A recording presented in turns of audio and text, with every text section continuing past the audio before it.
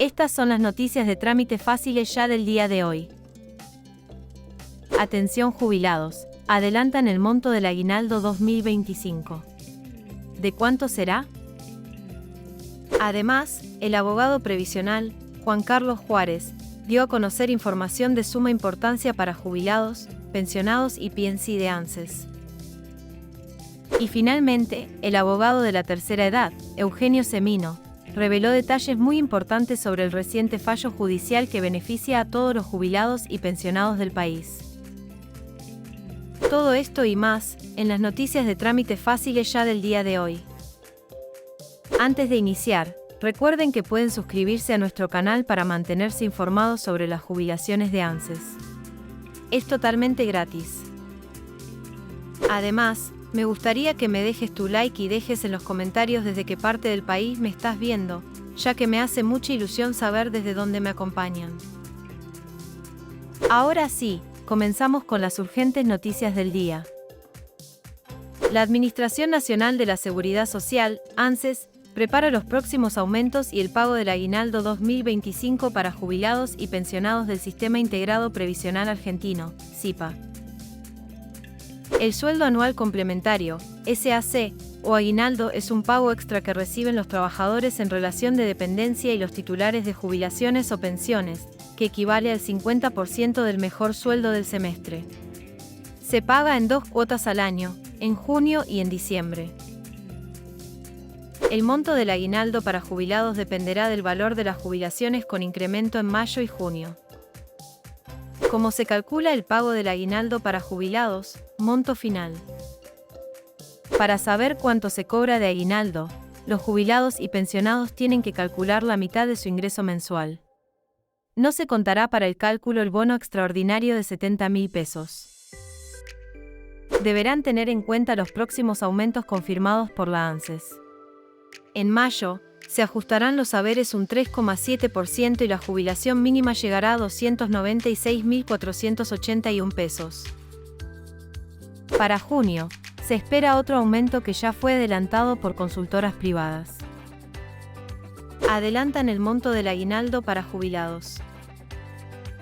De acuerdo al decreto 274/2024, los jubilados y pensionados deben tener aumentos todos los meses según el dato de inflación de 2 periodos atrás. El incremento de mayo será del 3,7% por el índice de precios al consumidor, IPC, que dio a conocer el INDEC para marzo. En junio se espera otro aumento, que será igual a la inflación de abril. Consultoras privadas estimaron en cuánto podría ubicarse el IPC. Calcularon que el número estará entre 2,7% y 3,8%. En el caso de que se confirme un 3%, el haber mínimo jubilatorio pasaría de 296.481 pesos en mayo a 305.376 pesos en junio. Con ese valor, el monto del aguinaldo sería de 152.688 pesos. ¿Cuándo se paga el aguinaldo 2025? Los jubilados y pensionados recibirán el pago del aguinaldo junto con los haberes mensuales de junio, según el calendario de pagos de la ANSES por DNI. Consulta tu fecha de cobro con CUIL y clave de la Seguridad Social en Mi ANSES o ANSES Gobierno, AR. En tanto, el abogado Juan Carlos Juárez y el defensor de la tercera edad, Eugenio Semino, revelaron detalles increíbles para jubilados y pensionados. Escuchá lo que decían. Carlos. Bien, viendo, digamos, todos los sucesos, ¿no?, importantes internos del país y también en el plano internacional. En lo que tiene que ver con nuestros jubilados y pensionados en la Argentina, después vamos a hacer una mención de cómo el Papa trabajaba el tema de los adultos mayores, ¿no? Que no es para dejar de desatender. Van a cobrar en el mes de mayo 296.000 pesos de jubilación mínima. La canasta básica en la última medición estaba en 1.200.000 pesos sin alquiler. Claro. ¿Cuántas canastas básicas? O sea, ¿cuántas jubilaciones mínimas 4.3 canastas básicas se necesitan para... No, 4.3 jubilaciones mínimas para cubrir la canasta básica. Sí, esa referencia me la hiciste la vez pasada cuando hablábamos por teléfono. Exactamente. Y la verdad que sorprende, ¿no? Porque más allá de las simpatías políticas, pero a ver, ¿o no? ¿qué hablamos de la canasta básica? Hablamos... Bueno, también hay que decir que el gobierno anterior tampoco le alcanzaba al Bueno, pero era menos la diferencia. Era menos, sí. Bueno, pero a ver. Estamos hablando de comida, estamos hablando de servicios esenciales como es gas, electricidad y telefonía e internet. ¿No? Porque nadie puede pensar que la telefonía o la internet no es un servicio esencial. Tal cual. Hasta para hacer un trámite para un trámite médico, farmacéutico. La otra cuestión, vestimenta, colectivo, transporte. Bueno, no pensé en irte en vacaciones. Cuando vos empezás a poner realmente lo que merecería una persona, mínimo, bueno, no hay ninguna posibilidad. Con un bono de 70.000 pesos que hoy tendría que ser casi de 150.000, porque está congelado a marzo del 2024. Claro, y si se hubiese actualizado, si se hubiese actualizado en la inflación interanual, ya la inflación interanual entre marzo de 2024 y marzo de 2025 superó el 100%, con lo cual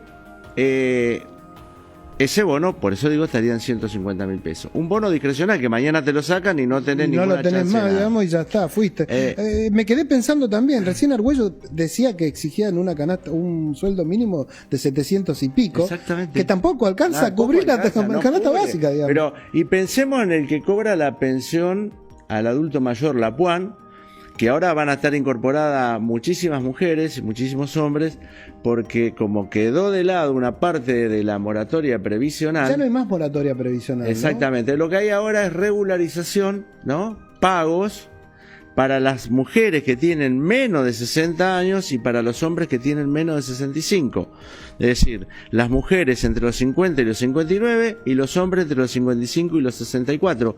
Es decir, existe lo que es la unidad de cancelación previsional, la UCAP, ¿tá?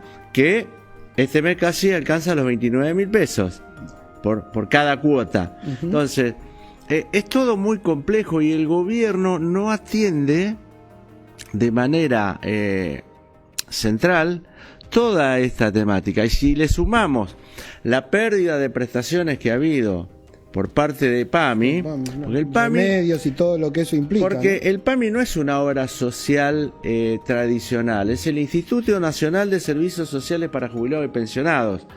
Fue creado con el fin de tener una protección integral. Y, por ejemplo, te voy a dar un dato, dato de ayer, bien fresquito. Una silla de ruedas están tardando más de 120 días en entregarlo. La última gran compra que hubo de silla de ruedas que recibieron distintas unidades de gestión local, como puede ser San Martín, Luján, Azul o Tierra del Fuego, fue en noviembre del año pasado.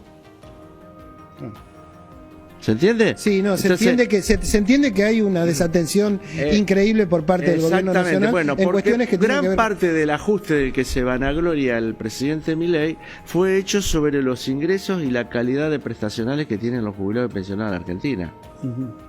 A ver, y en medio de todo esto, Juan Carlos, ¿pretende el FMI, digamos, con toda... Pero ya desvergonzado. No, por eso pretenden una reforma previsional que implicaría, o sea, con este escenario que vos me planteas, no creo que una reforma previsional sea para mejorar. No, te voy a dar una vueltita más. No es que pretende. En uno de los 11 puntos que le exige al gobierno argentino por el empréstito de los 20.000 millones de dólares para fondearse a través del Banco Central, el fondo exige una reforma que hay varios aspectos que el fondo le interesan. Primero, le interesa que no haya más pensiones si en un matrimonio uno fallece y el otro tiene jubilación.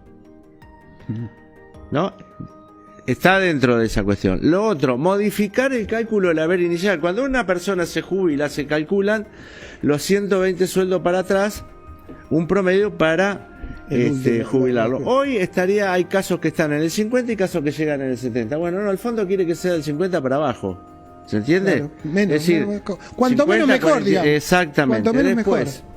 La otra cuestión, pretende una reforma laboral que impacta sobre el ingreso en materia de la seguridad social. Yo no digo que no haya que adecuar las leyes laborales porque ha habido una gran transformación en el mundo del trabajo. Ahora, si vos precarizás aún más el trabajo con casi un 50% de los trabajadores no registrados, más un 43% de la economía en negro, bueno, estamos complicados. Y además pretende una reforma fiscal que también afecta a los fondos a los fondos para el pago de jubilación y pensiones. Y no es verdad, como ha dicho en un programa, lo digo con nombre y apellido, el economista Juan Carlos de Paula, a quien yo la verdad que le tengo consideración por su conocimiento, que ha dicho que no se puede jubilar personas que no aportaron nada. Bueno, le digo, licenciado, creo que es licenciado en economía, usted está cometiendo un error terrible, porque las jubilaciones en la Argentina, el 40% de lo que recibe un jubilado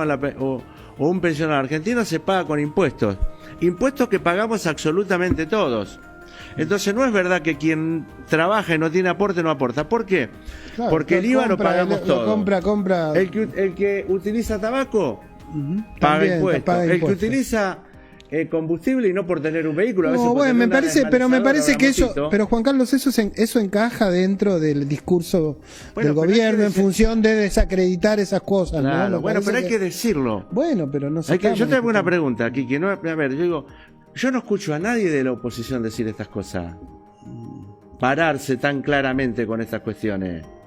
¿Me entendés? A veces parece que están discutiendo cuestiones que son importantes en lo institucional, en lo político, pero que no hacen a lo cotidiano de la gente. ¿Está? Entonces, estas cuestiones hay que poner en el plano de la discusión. Otra cuestión que pretende el Fondo Monetario es que no haya más juicios de reajuste de haberes. En este momento la ANSES tiene 100.000 juicios con sentencia firme sin pagar. O sea, ya están sentencias firmes y están... Llama uno y dice que hay 99. No, está bien, no, pero... O sea, son 100.000 juicios que ya están firmes para pagar y no lo pagan. Y no lo pagan. Y yo creo que no lo van a pagar. Y después... No, nada indica pero que después tenés más de 300.000 juicios en proceso y cada vez vas creciendo. Mientras yo esperaba acá para ingresar al aire, digamos, a tu programa, me llegaba una persona de la zona de Morón que, bueno, va a iniciar un juicio. Porque no le están pagando bien. Un juicio que además lo va a ganar. Bueno, esa es otra cuestión que quiere, para lo cual estarían pensando una ley de emergencia previsional como la pensó Cavallo, ¿te acordás en los 90? Sí, en los 90. Bueno, entonces, también estaría por ahí la otra cuestión. Es decir, hay un montón de cuestiones... Bueno, pero vos considerás, digamos, ya yendo a un plano, si se quiere, político, porque vos lo trajiste a cuenta, que se puede hacer todo este tipo de reformas sin algún tipo de vínculo, ya sea con la política y con los judiciales, en este caso, digamos, me parece que... Vos recién hablabas del presupuesto de la universidad. ¿No? Nuestro querido difunto Papa Francisco decía que es criminal de financiar la educación. Sí, con estas palabras lo decía, ¿no? Bueno, tuvimos en el Congreso más de 129 diputados que no quisieron votar el veto en contra del veto del presidente. Tal cual.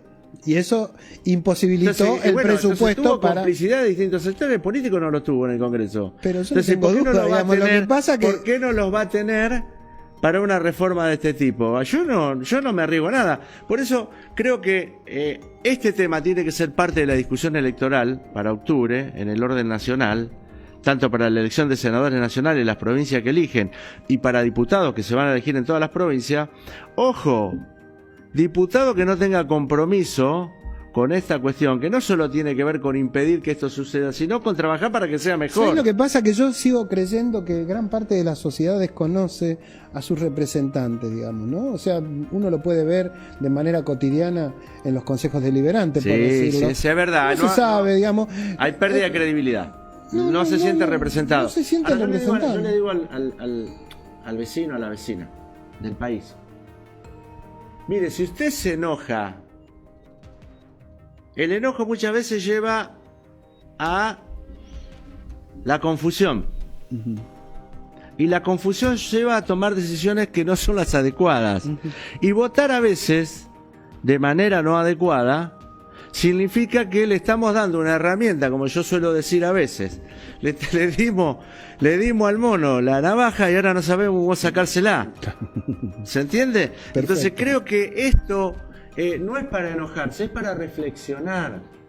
Tampoco pensemos, como ocurrió en los 90, que el realismo mágico, que vamos a pasar de ser trabajadores o que vamos a salir de la pobreza con quien precisamente no nos da la herramienta para salir de la pobreza y no nos da la herramienta para tener condiciones de trabajo que realmente me permitan a mí, como lo dice entre otras encíclicas la Rerum Novarum o la Laborem Exercens, de que el trabajo dignifica y tiene que darme las condiciones de vida dignas.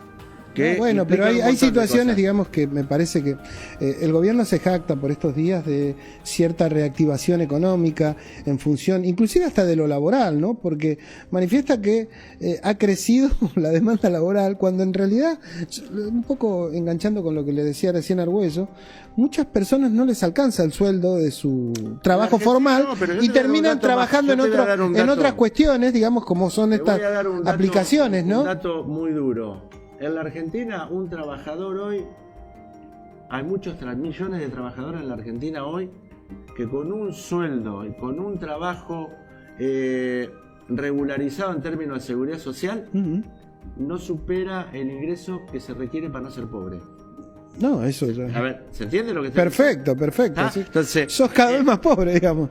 Y te voy a decir más, hay trabajadores regularizados que cuando cobran no superan la línea de ingresos para no estar en la indigencia, que es lo que nos pasa con los jubilados. Tal cual. Sí, es lo que nos pasa con los jubilados. Es decir, esta es la discusión de fondo. Ojalá se dé, Juan Carlos. Ojalá. Y por último, el legado del Papa es el compromiso que tenemos que tener todos nosotros por la defensa de los desposeídos y los más débiles. Juan Carlos Juárez, hombre ávido en todo lo que tiene que ver con lo previsional, nos pone atento en función de lo que va a venir. Gracias, Juan Carlos. No, gracias a vos. Vamos a una... Lo tengo en línea, doctor Eugenio Semino, defensor de la tercera edad. Doctor, ¿cómo le va? Buenas tardes, ¿cómo está usted? ¿Qué tal? Qué gusto poder saludarlo. Gracias, muy amable, gracias por atendernos. Doctor, esta decisión de la Cámara Federal de Apelaciones de Mar del Plata, entiendo que es para quien lo presenta, pero ¿puede generar también algo parecido al caso Badaro, por ejemplo? Sí, bueno, inclusive el caso Adolfo Badaro fue para él en particular. Sí. Luego, como esta propia medida va a tener sus efectos en ese sentido, puede ser invocado en el resto de aquellos que tienen situaciones similares, análogas.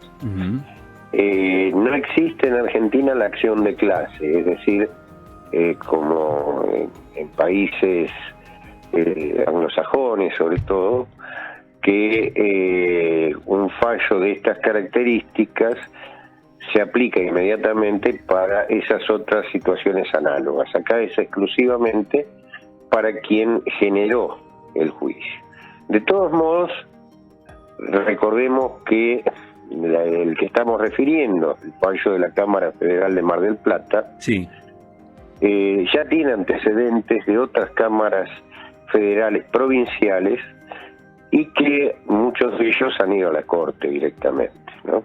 Claro.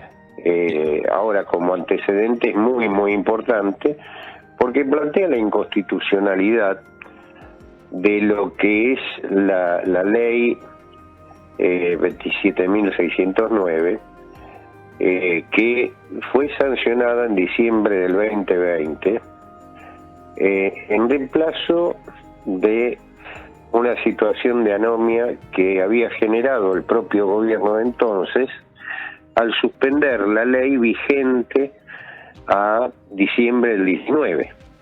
Bien. Que era una ley que tenía un componente importante de lo que era inflación, que había dado muy malos resultados en el 18 y 19, habían perdido 20 puntos los jubilados en ese momento, pero que recomponía hacia el primer semestre del 2021. Para entenderlo un poquito más, 2020, perdón. Más rápidamente, la que usted está mencionando es la que modifica el gobierno de Macri y que había tenido el gobierno de Cristina Fernández.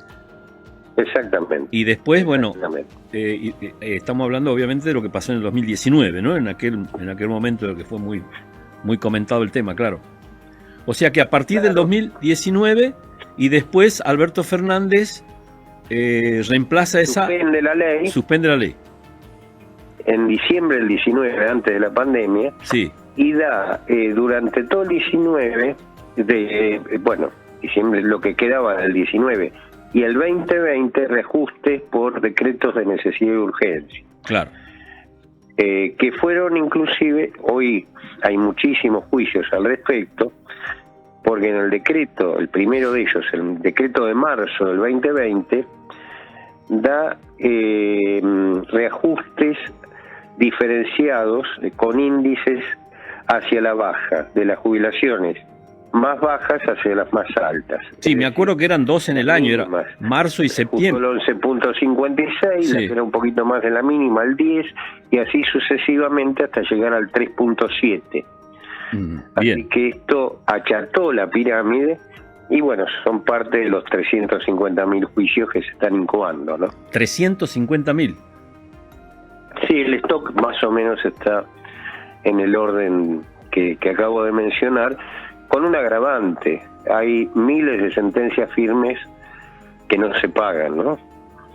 No, de hecho que, por obligación el ANSES debe apelar estas medidas, ¿no? Y es una cuestión lógica, ¿o no? No.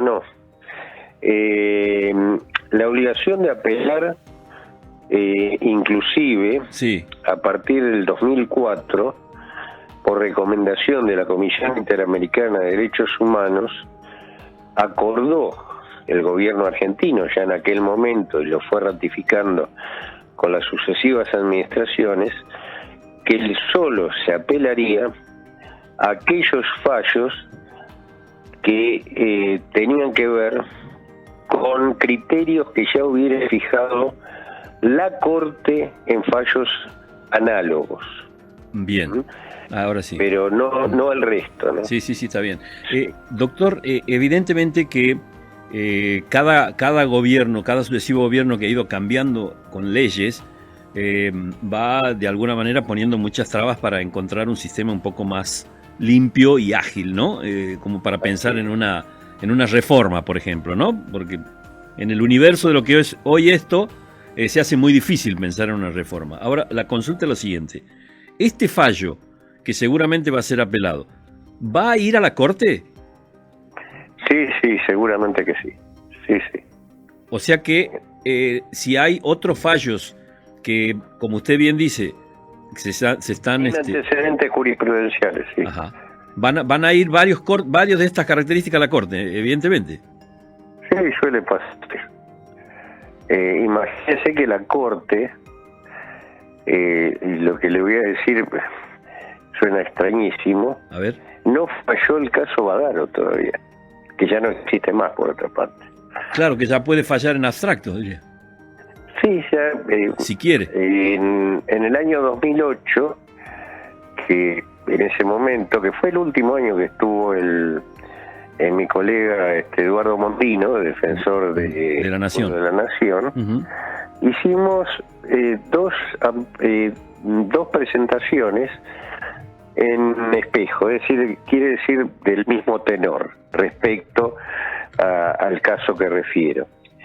Él lo hizo directamente por la legitimación que tenía la ley del Ombudsman Nacional, directamente como Defensoría del Pueblo de la Nación, y nosotros, usando los mismos criterios, el mismo texto, presentamos 23.000 jubilados. Bueno, llegados a la Corte, al día de hoy no hay sentencia. No fueron fallados. Claro, por la Corte. Está bien. Y digo que no existe más porque 500.000 jubilados cobraron por juicios individuales, otro tanto, 700.000 cobraron años después, en el 16, por reparación histórica, y acá lo terrible, el resto, eran 2 millones los afectados, murieron sin que nunca pudieran gozar. Eso es lo lamentable. Sí, que será un tema de discusión en otro momento, pero evidentemente aquí esto pone en evidencia lo obsoleto que es el sistema de llegar a la Corte, ¿no? O cómo la Corte debe cambiar. Y absolutamente. Claro, absolutamente. Pone una clara evidencia, no puede atender 23.000 casos 4 personas. No, pero inclusive yo el año pasado me tocó compartir una mesa con el doctor Rosati por otro tema, la mesa sobre cuidados. Sí. Y le preguntaba le pregunté qué pasaba con las sentencias firmes, porque no se pagaban directamente.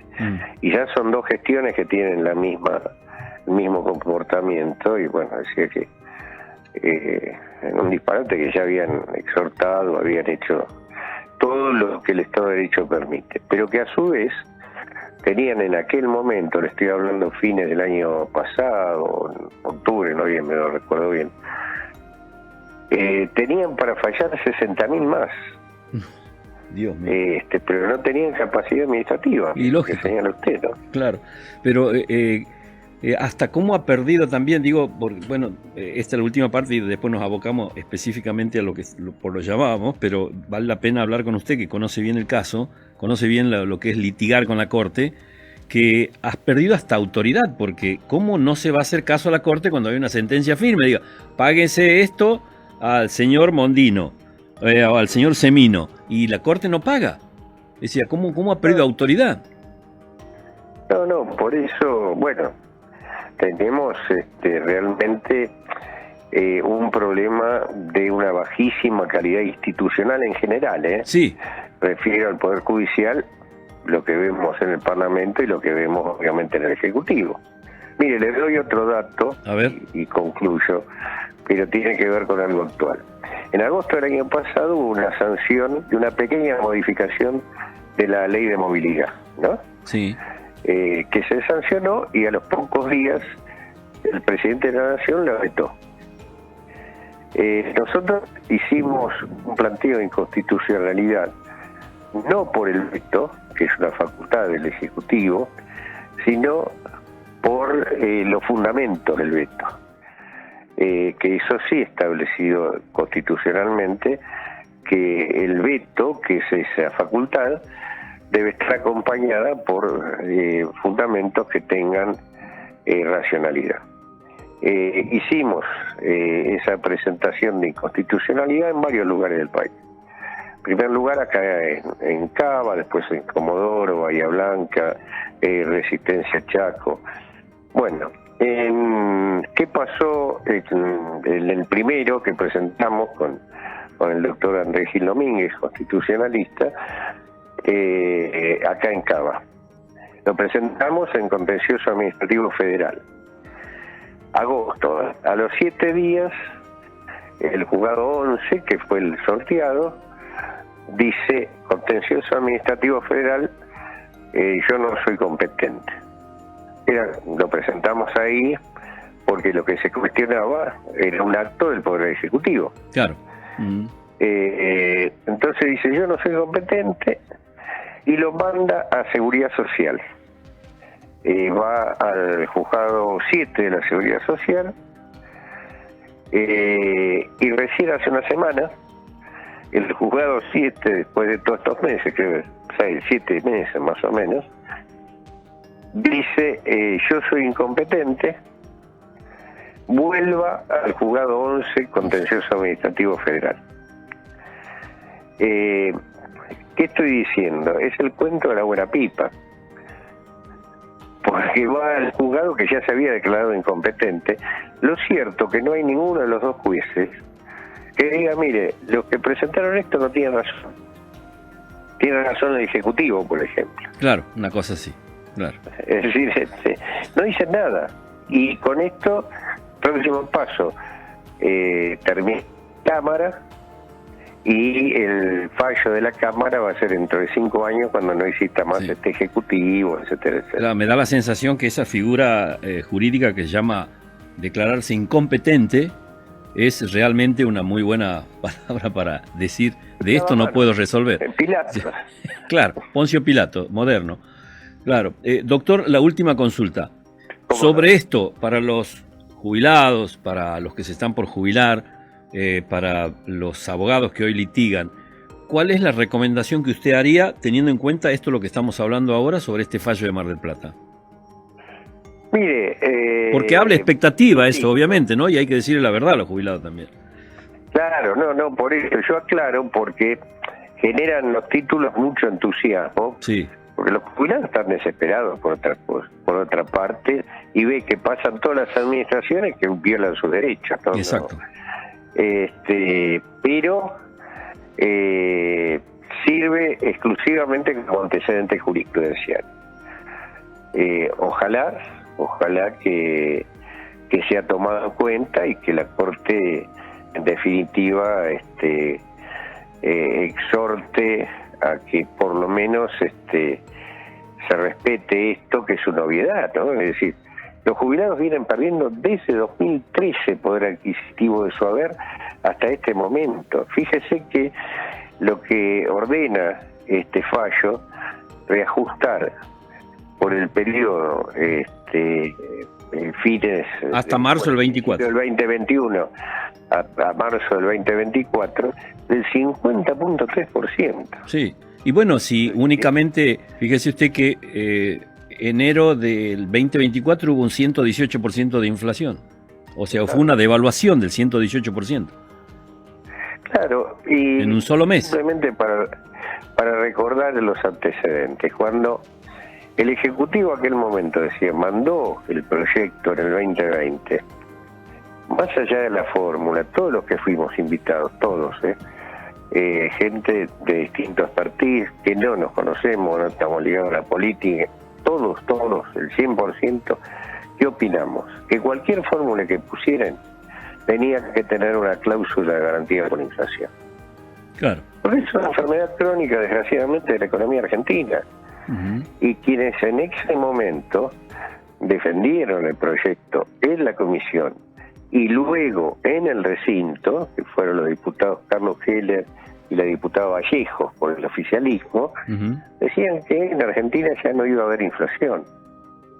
Ahora, la diputada Vallejo dijo, luego por una pelea interna de su partido, dijo que había sido un disparate lo que había votado, pero lo votó y lo defendió. Digo, hay responsabilidades que hay que tener también en cuenta, ¿no? A mí realmente ya no sé ni los partidos políticos ni los espacios, no tengo el GPS de la política, por aparte la sigo muy poco, pero digo, no puede ser que se tomen decisiones que involucren a millones de personas y que después todo sea gratuito, ¿no? Uh-huh. A mí me llama mucho la atención, mucho la atención. Claro. Doctor, le agradezco la gentileza, muy amable en atendernos como siempre, muy amable.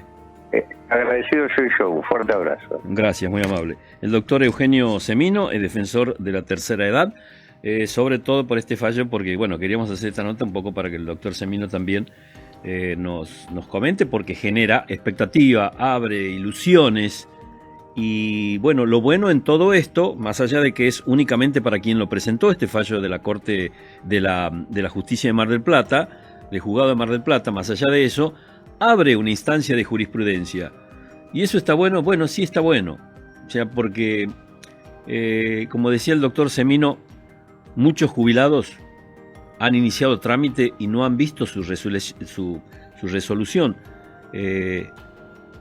Han perdido la vida y ha quedado ahí. No sé si los deudos han podido seguir o continuar en ese sentido. Abre expectativa, genera expectativa. Jurisprudencia por lo menos. Ahora, en el tiempo, bueno, es muy difícil de predecir. Y en el cumplimiento, porque también lo escucharon ustedes al doctor Semino decir que hay muchas sentencias firmes que todavía no han sido acatadas y no han sido pagadas.